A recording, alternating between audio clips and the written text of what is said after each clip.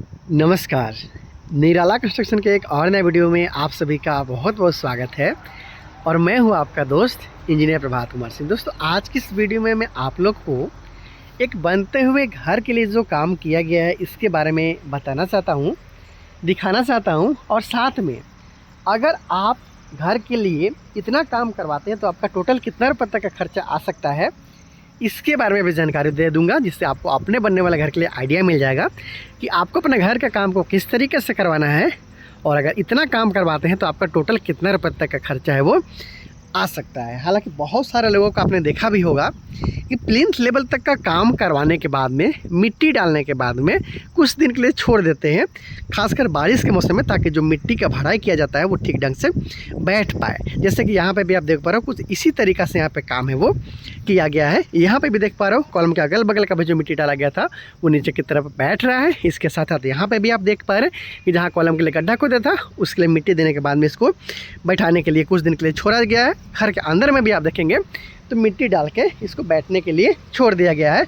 और ये एक देखा जाए तो सही तरीका भी है, क्योंकि तुरंत अगर आप घर के लिए मिट्टी डालते हैं, तुरंत घर का फर्श का काम करवाते हैं बिना ठीक से बैठा है, तो आने वाला कुछ साल में जो मिट्टी है वो बैठने का काम होने लगता है। उसके बाद आप कई बार घर का फर्श भी बैठ जाता है।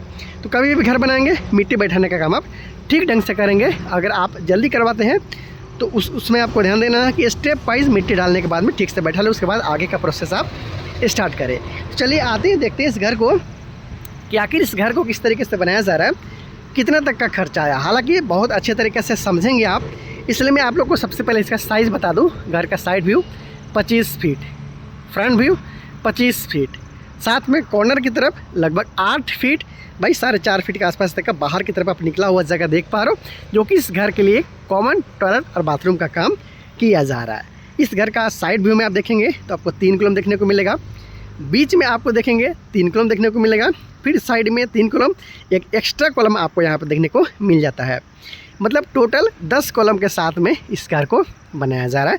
अब जानते हैं कि आखिर इस घर में आपको मिलता क्या क्या है। फ्रंट व्यू से आपको दिखा देता हूँ।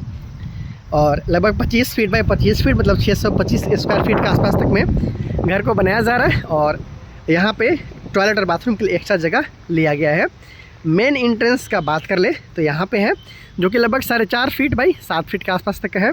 जैसे ही आप घर में एंटर करते हैं आपको यहाँ पे हॉल और डाइनिंग एरिया के लिए जगह कुछ इस तरीक़े से मिल जाता है। इस कॉर्नर पे टॉयलेट और बाथरूम में मैंने बताया था। पीछे की तरफ 11.5 फीट बाई 11.5 फीट के आसपास तक का पहला रूम, इस कॉर्नर पे भी 11.5 फीट बाई 11.5 फीट के आसपास तक का दूसरा रूम। उसके साथ साथ यहाँ पे इस घर के लिए किचन का काम किया जाएगा। यहाँ पे किचन प्लेटफॉर्म का बनाने का काम किया जाएगा। तो घुसने के साथ बिल्कुल आपको लेफ्ट साइड में किचन, सामने की तरफ हॉल, पीछे की तरफ पहला बेडरूम, उसके साथ साथ ये दूसरा बेडरूम, इसके साथ साथ कॉर्नर पे यहाँ पे इस घर के लिए कॉमन टॉयलेट और बाथरूम बनाने का काम किया जा रहा है। घर का जो बाहर का दीवार है वो सारा 10 इंची के साथ है। जो अंदर का दीवार है, जिसे पार्टीशन वाला बोलते हैं हम लोग, ये आप देख पर, चाहे किचन का हो या फिर रूम का हो, वो सारा दीवार को 5 इंच के साथ में रखा गया है। जो 10 कॉलम है उसमें 4 सरिया का प्रयोग किया गया है। 12 mm का, देखिए 12 mm का यहाँ पे रुंगटा कंपनी का जो सरिया है, रुंगटा स्टील, उसका उपयोग किया जा रहा है। और कभी भी आपको किसी भी साइट पे जाते हो आपको पता नहीं चलता है कि कितना mm का सरिया का यूज़ किया जा रहा है। सिर्फ आप देखते हुए, बिना नापे हुए जाना चाहते हो तो उस पर आप देखेंगे पहले कंपनी का नाम रहता है, उसके बाद में किस क्वालिटी का उसके बारे में जानकारी होता है, उसके बाद कुछ नंबर होता है, उसके बाद में ये जो आप देख पा रहे हो यहाँ पे 12 है वो लिखा हुआ, मतलब 12 mm का सरिया यहाँ पे यूज़ किया जा रहा है। शायद आप ठीक ढंग से देख पा रहे हो।